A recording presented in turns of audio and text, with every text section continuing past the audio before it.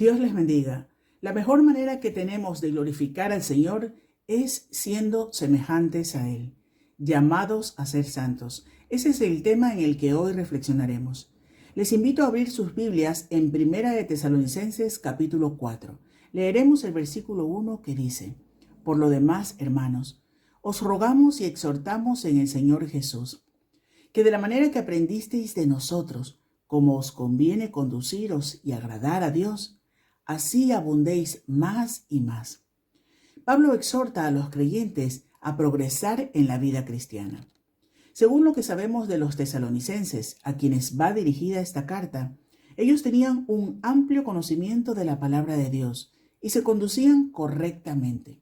Si leemos el capítulo 1 en los versículos del 2 al 10, encontraremos elogios que reconocen la obediencia de ellos al llamado del Señor. El retrato que se nos presenta de los tesalonicenses es el de una iglesia santa y creciente. Es el de la mayoría de los cristianos actualmente.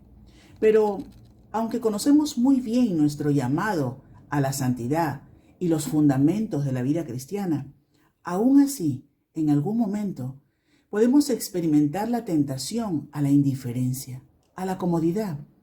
Siempre existe el peligro de entrar en una línea de pensamiento que nos lleve a sentir que no necesitan seguir trabajando en el proceso de madurez espiritual.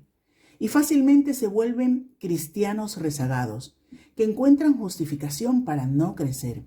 Incluso inventan excusas que pueden sonar espirituales, apelando a las enseñanzas bíblicas, es decir, trastocando las Escrituras. La Biblia nos exhorta a no conformarnos con el crecimiento espiritual actual, sino a buscar más y más de la excelencia del Señor. El anhelo de un creyente es el de conocer profundamente a su Señor y Salvador. Los cristianos ejercitan su identidad espiritual dentro de la unidad colectiva del cuerpo de Cristo, siendo una comunidad congregada de santos que adoran a Dios, que pertenecen a la iglesia militante que extiende las bondades del Señor a los demás. Los cristianos no tienen vidas aisladas. Los cristianos aman congregarse, sienten pasión por orar, por testificar y servir en la obra del Señor. Pablo nos anima a trabajar diligentemente, atendiendo positivamente al glorioso llamado del Señor, a caminar en obediencia, anunciando el Evangelio de Jesucristo a las naciones, a ejercer amor y buenas obras, a disfrutar de la vida cristiana, a disfrutar de este hermoso llamado. A continuación hemos preparado un importante mensaje sobre este tema. Permanece con nosotros y al final recuerda compartir este programa.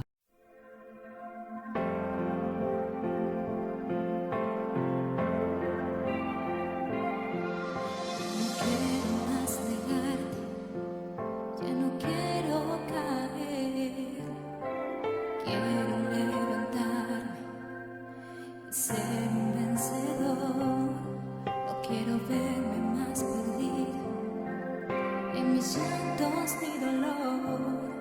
Quiero ser útil a tu causa y ser un triunfador. Ven y entra a mi vida, cambia todo por favor. Dame fuerzas para yo vencer. Yo quiero ser un vencedor y adorarte con mi alma y adorarte con mi voz.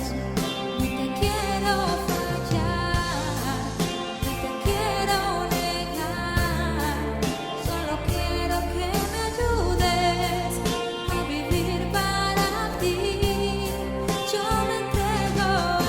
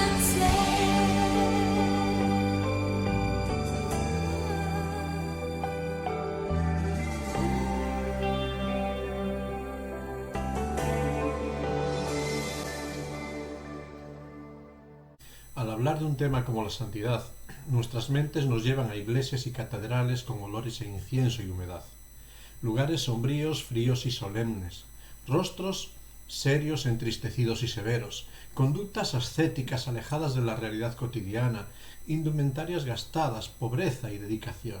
Pensamos en héroes caídos de la humanidad.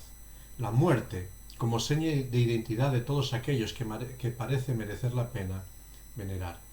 Hablamos de santos como personas caídas y muertas, porque parece como si la muerte cubriese con un tupido velo todas las inmundicias de la vida y sólo dejase a la luz las virtudes. Personas que fueron desposeídas de toda dignidad en vida, pero que una vez muertos sólo se glosan sus virtudes. Cuán selectiva es la memoria de la muerte. Por ello resulta muy fácil venerar y reconocer a aquellos que ya no molestan en nuestra vivencia y que podemos manejar al antojo de nuestra necesidad su memoria. Se cuenta la historia de una monja conocida como la Santita, una monja de grandes dotes de profecía y exhortación allí en su comunidad. Cuando las noticias de todas las virtudes de esta monja llegaron a Roma, enviaron un emisario para corroborar si realmente era así todo lo que se contaba. Cuando este emisario llegó al convento donde residía, preguntó a la portera por la Santita, y con notable admiración la portera le indicó hacia un grupo de monjas que regresaban de un camino de meditación. Allí, en medio de este grupo, venía, y de forma muy reconocible, la Santita. Su rostro serio, demacrado, su rictus de severidad marcaba la diferencia, como correspondía a la virtud. Y llegando a donde él estaba, este hombre se sentó en el muro esperando que transitasen delante de él. Y cuando llegaron a donde estaba, extendió sus piernas, se dirigió a la Santita y le dijo: «Llevo varios días de camino, ¿podría limpiarme el barro de los pies?». Indignada, esta mujer le miró con furia, sintiéndose ninguneada por aquel caminante que no la reconocía. Lógicamente, las noticias que llevó este emisario a Roma fueron bastante negativas, porque en muchos momentos el concepto de santidad lo tenemos como una pose o un reconocimiento de dignidad, un grado de superioridad sobre los inferiores que no alcanzan el mismo nivel de perfección. Pero nada más lejos de la realidad del concepto bíblico de santidad. La santidad en la Biblia no tiene que ver ni con personas superiores, no tiene que ver con muertos, sino con vivos en humildad. El modelo y el referente es Dios mismo. Dios es santo en excelencia. Dios es la perfección absoluta. Él vive por los siglos de los siglos.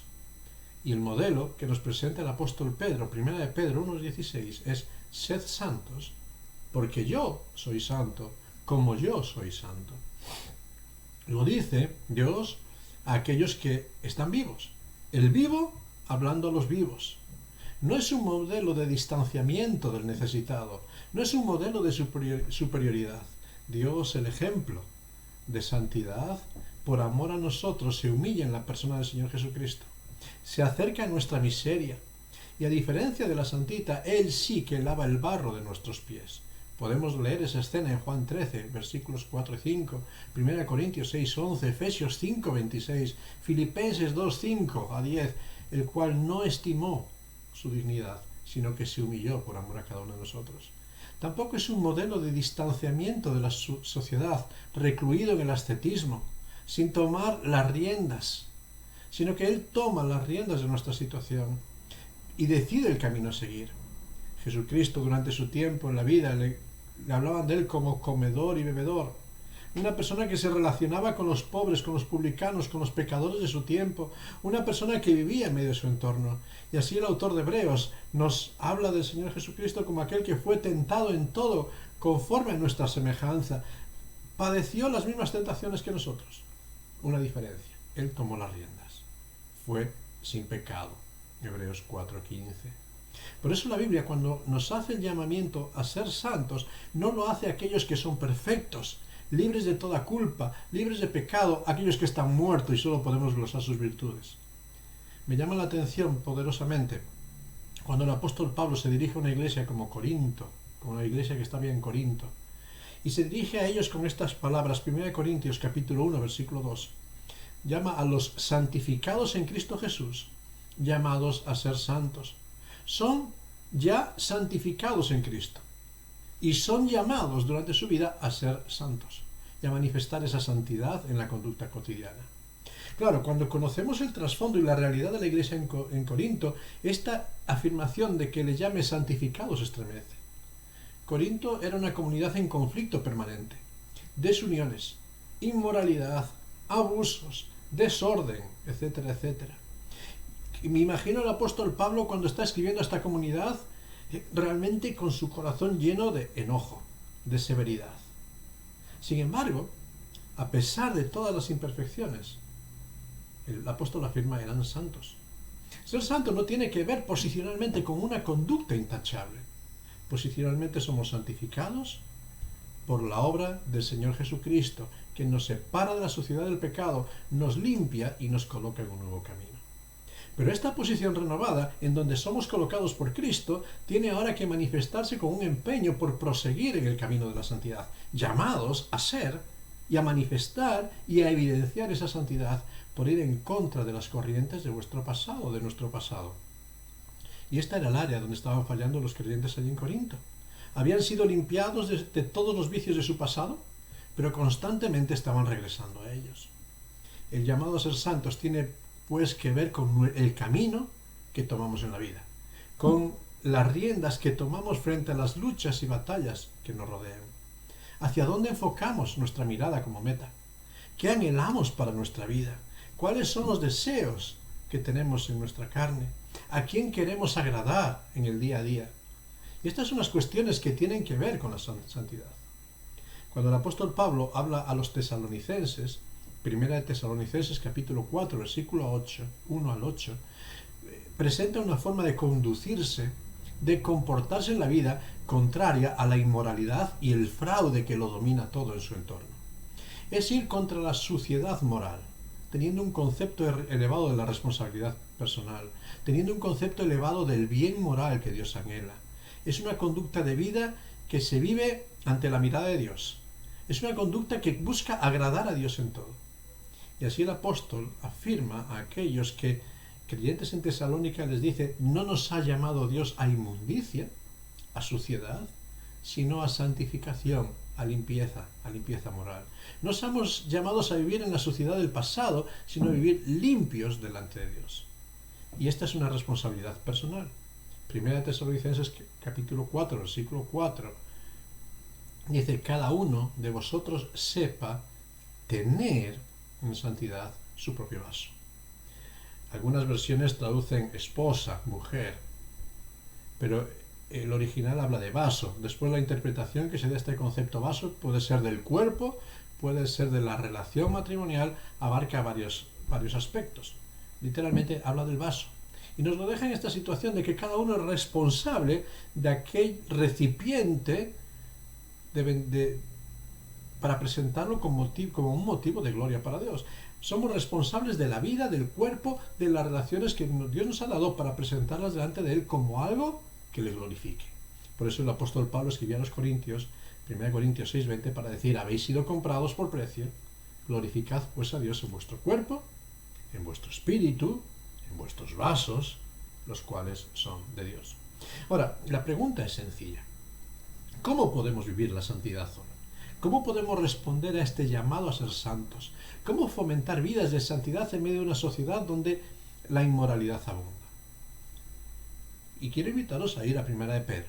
Primera de Pedro capítulo 1, versículos 13 al 17, porque allí el apóstol Pedro nos da 4 claves para responder al llamado de Dios para ser santos. Ser santos como Dios es santo. Y podemos resumir estos 4 consejos de una forma muy sencilla. En primer lugar, nos dice que una vida que anhela responder al llamado a santidad es una vida que se ajusta al entendimiento de la verdad. La primera clave para vivir la santidad es conocer el camino de la misma. Necesitamos tener un entendimiento claro de lo que es bueno y lo que no lo es, de lo que nos aporta bendiciones y lo que supone frenos, de lo que contribuye a construir y lo que nos destruye. Para ello es esencial tener límites. A veces son tan denostados los límites, pero los límites nos previenen, nos encauzan, nos dirigen. Límites claros. Tener referencias claras de lo que necesitamos. Si nuestro anhelo es agradar a Dios, el referente para nosotros es la palabra de Dios, el manual para vivir en el gozo que Dios ofrece. Es por ello que cuando el cristiano se equipa para la batalla de la vida, la clave es ceñirse con el cinturón de la verdad. Efesios 6:14. Es la verdad de Dios la que ajusta nuestra vida para evitar tropiezos, distracciones y fracasos. Si anhelamos responder al llamado de Dios a ser santos, el primer paso tiene que ser un compromiso real, diario, constante con la Biblia, con la lectura, con la meditación y con la obediencia a la palabra de Dios. No podemos alcanzar la santidad por medio de los consejos o directrices de moda de los tiempos, sino solamente por la obediencia sencilla y sincera a Dios y su palabra. Primera clave, ceñirnos con obediencia a lo que Dios manda. No hay otro camino. En segundo lugar, es tener una vida sobria, una vida libre de adicciones. El apóstol Pedro nos señala que la vida de santidad tiene que despojarse de todo lo que supone un freno. Para navegar, un barco debe soltar las amarras que le tienen atado al puerto. El autor de Hebreos afirma que es necesario para correr la carrera cristiana despojarse de todo peso de pecado. Hebreos 12:1. Claro, cuando hablamos de pecado, nuestra mente vuela a inmoralidades, atrocidades y todo tipo de lastres desagradables que repudiamos en nuestra vida y lógicamente no nos afectan. Pero pecado es todo aquello, es mucho más que cosas muy graves y severas. Es todo aquello, por muy bueno que sea, que supone una atadura para seguir a Dios. Aquello que nos roba el tiempo para leer la palabra. Aquello que nos excusa y limita para dejar de congregarnos con los hermanos. Aquello que está dominando nuestra vida de forma que nos impide avanzar en el camino de la fe. Hay muchas excusas que podemos poner para atender al llamado de Dios. Jesús contaba la parábola de aquellos que, siendo invitados al banquete del rey, se excusaban con sus quehaceres, sus placeres, sus sueños. Sí, claro, eran lícitos. Sí, eran buenos. Pero cuando son antepuestos al deseo del rey, denotan prioridades y la poca importancia que le daban al Señor. Cualquier cosa que ponemos como excusa para no atender el llamado de Dios a ser santos, a vivir su vida, es una adicción que nos impide alcanzar la meta. Son ataduras que nos frenan. Ante ello, debiéramos afirmar con el apóstol Pablo, 1 Corintios 6:12. ¿Todas las cosas me son lícitas? Sí, pero no todas me convienen. ¿Todas mis cosas me son lícitas? Sí, pero no me dejaré dominar de ninguna, sabiendo que la prioridad es clara: servir a Dios, seguir a Dios. Una vida ceñida por la verdad, una vida sobria, libre de adicciones, de ataduras. En tercer lugar, el apóstol Pedro nos dice que es una vida paciente, esperando la acción de la gracia de Dios. ¿Sabes? En muchas ocasiones es la impaciencia la que domina nuestras vidas. Queremos ver los resultados al instante. Y cuando no vemos el fruto del camino, la desilusión toma las riendas. Y cuando nos desilusionamos, empezamos a actuar en nuestras fuerzas. Empezamos a dejar la responsabilidad y el compromiso con Dios para buscar nuestro propio camino y provocar efectos que nosotros buscamos. Anhelamos que las cosas cambien, que la victoria llegue, que la crisis se desvanezca. Y cuando no lo conseguimos en el camino de la santidad que Dios marca, buscamos las respuestas de nuestro entorno. Clamamos por restauración y comenzamos al final a realizar nuestros planes en nuestra sabiduría conforme a nuestros tiempos. No queremos el dolor, no queremos el sufrimiento, no nos gusta la necesidad ni la aflicción en la vida. Y cuando llega, porque llega, la desilusión pronto llega a tomar las riendas. Cuando vemos que las cosas no mejoran, nos desanimamos, nos frustramos. Hemos creído que vivir la santidad nos exime de la enfermedad, de la pérdida, de la necesidad. Y para nada esto es lo que promete el Señor en su palabra. El Señor nos enseña que el camino de la santidad, el camino de seguir a Cristo, es un camino angosto. Nos indica que habrá aflicción, habrá aguas de amargura que atravesar y que habrá fuegos de prueba que soportar. Pero su promesa es que ni las aguas ahogarán nuestra vida, ni el fuego quemará nuestra herencia. La promesa es que por su gracia se manifestará en el tiempo oportuno la bendición que necesitamos. Cuán maravilloso es en este sentido el testimonio del apóstol Pablo. Su vida no fue fácil. Las batallas eran innumerables, pero acabando su carrera exclama, 2 Timoteo 4, 6 al 8, yo ya estoy para ser sacrificado. El tiempo de mi partida está cercano. He peleado la buena batalla. He acabado la carrera. He guardado la fe. Por lo demás, la gracia de Dios me ha guardado la corona de justicia, la cual me dará el Señor juez justo en aquel día, y no solo a mí, sino también a los que aman su venida, a los que esperan la gracia de Dios en su tiempo. En el camino, aflicciones. En el mundo, batallas y peleas. Al final, en la gracia, herencia, victoria y esperanza. Una vida aferrada a la verdad, una vida sobria, libre de adicciones, sin ataduras, una vida paciente y en cuarto y último lugar, es una vida inconformista con el pecado. Si quieres vivir la vida de santidad, es una vida de lucha constante con el pecado. El pecado no se tolera en la vida. El pecado huele, duele, desagrada. Como cuando has tocado algo pegajoso y tus manos están incómodas y no puedes encontrarte a gusto hasta que te lavas y te limpias bien las manos. Así debiera de ser la misma sensación en la vida de quien anhela atender al llamado de ser santo. Nos duele, nos molesta, nos incomoda, nos desagrada todo aquello que no viene de Dios. Solo cuando estamos en una lucha de resistencia constante contra el pecado, éste se alejará de nosotros. Es el mismo apóstol Pedro, al finalizar esta primera epístola, que anima a los llamados a ser santos a resistir las asechanzas del león rugiente, a apoyarse en la fe, sabiendo que es la lucha de todos los que siguen el camino de Cristo. Pero sabiendo que el que resiste, manteniéndose fiel en la fe, al final, dice 1 Pedro 5:10, después que hayáis padecido un poco de tiempo, Él mismo, Dios, por su gracia, os perfeccionará, afirmará, fortalecerá y establecerá. 1 Pedro 5:10. Santiago lo decía en estas palabras que muchos conocemos, Santiago 4:7, resistid al diablo y huirá de vosotros. Tenemos un llamado a ser santos, un llamado a no conformarnos a los patrones de la sociedad, sino vivir contracorriente, a poner los ojos en Jesús cuando la sociedad le da la espalda, a vivir la fe cuando esta sociedad desprecia la fe, a esperar la eternidad cuando nuestro tiempo se enfoca en el presente. Una vida diferente, eso es ser santos. Una vida enfocada en Dios como prioridad absoluta. ¿Quieres saber cuál es el llamado a ser santo? Palabras del Señor Jesucristo en Mateo 6:33, las conocemos. Busca primeramente el reino de Dios y su justicia. Y todas estas cosas que te atraen, valoras o necesitas en la vida, te serán añadidas. Ser santo es poner a Dios en el primer lugar de nuestras prioridades. ¿Estamos viviendo en obediencia a Dios, anteponiéndole a todos nuestros deseos? ¿Estamos poniendo a Dios en el primer lugar? Dios quiera que respondamos a este llamado a ser santos, poniéndole a Él en primer lugar, porque entonces la bendición, el gozo y la esperanza tomarán las riendas de nuestras vidas.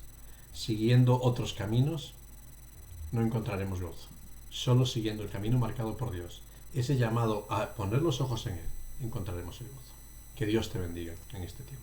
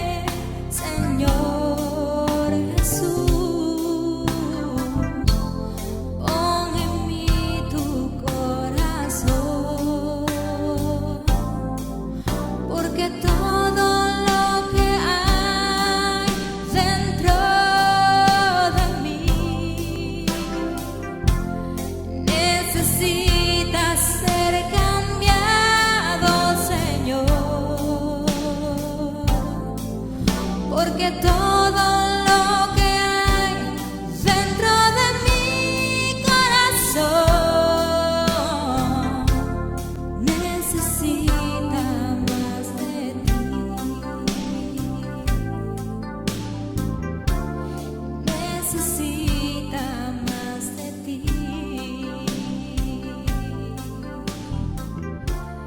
Necesita más de ti. El llamado a ser santo es un llamado crucial para nuestras vidas. Es un llamado importante, necesario y que va a marcar la diferencia de esperanza, de confianza y de resultados. Por eso es importante decidir el camino que queremos transitar. Y hoy tenemos delante de nosotros el reto. Dios nos dice, sed santos como yo soy santo. Seguid el mismo camino, puestos los ojos en Jesús, buscando a Dios, dando la vuelta y yendo contracorriente de todas las premisas de esta sociedad. Buscando la gracia de Dios. ¿Lo estamos haciendo? Es una lucha distinta cuando difícil, cuando tantas influencias que nos rodean nos están bombardeando para seguir y dejarnos llevar por los ritmos de este tiempo. Por eso necesitamos descubrir esta nueva vida y buscar la ayuda de Dios por medio de su Espíritu para que nos capacite a resistir, a vencer, a perseverar y a no permitir que el desánimo y el desaliento cundan en nuestras vidas, sino a esperar que la gracia de Dios se manifestará en el tiempo oportuno, no en el nuestro, sino en el suyo. ¿Te arriesgas a vivir la santidad? Quiero pedirte, si te arriesgas ahora, a inclinar tu cabeza ahí donde estás y clamar a Dios y pedirle a Dios que ayuda y fuerza para perseverar constantemente en este camino. Porque solo aquellos que perseveran hasta el fin, alcanzan la bendición, alcanzan la herencia. Por eso vamos a clamar, vamos a pedirle a Dios que Él nos ayude a fortalecernos en esta perseverancia.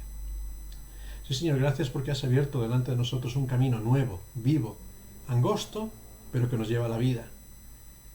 Duro en muchos momentos, pero que tiene gran galardón, de confrontación y de rechazo, pero que al final tiene una herencia inconmensurable, inmarcesible, reservada en los cielos para nosotros. Gracias por todo lo que podemos recibir en ti. Gracias por todo lo que tú nos das cada día. Gracias porque ese camino angosto es el camino que realmente conviene a nuestras vidas. Por eso, Padre Celestial, pedimos que en este día tú nos ayudes, nos fortalezcas para perseverar en ese camino, que nos ayude a poner los ojos en ti y a perseverar, fortalecernos y enfocarnos en alcanzar ese gozo que realmente nuestras vidas necesitan. Ayúdanos. Y cuando el desánimo cunde en nuestras vidas, abre nuestros ojos para que podamos ponerlos sobre Cristo, el autor y consumador de nuestra fe, el cual, por el gozo puesto de él, soportó, padeció y se enfocó para que nuestro gozo también sea cumplido. Por eso, Padre Celestial, ayúdanos a perseverar en ese camino de la fe, en ese camino de la santidad, en ese camino que te agrada a ti, aun contra todas las señas de esta sociedad, sabiendo que lo mejor está siempre en ti. Por eso, Señor, encamina nuestros pasos, fortalece nuestras manos y ayúdanos para vivir en novedad de vida, vivir una vida diferente, la vida que te agrada a ti. Te lo pedimos y te damos gracias en el santo y bendito nombre de tu Hijo, nuestro Señor Jesucristo. Amén. Que Dios te bendiga.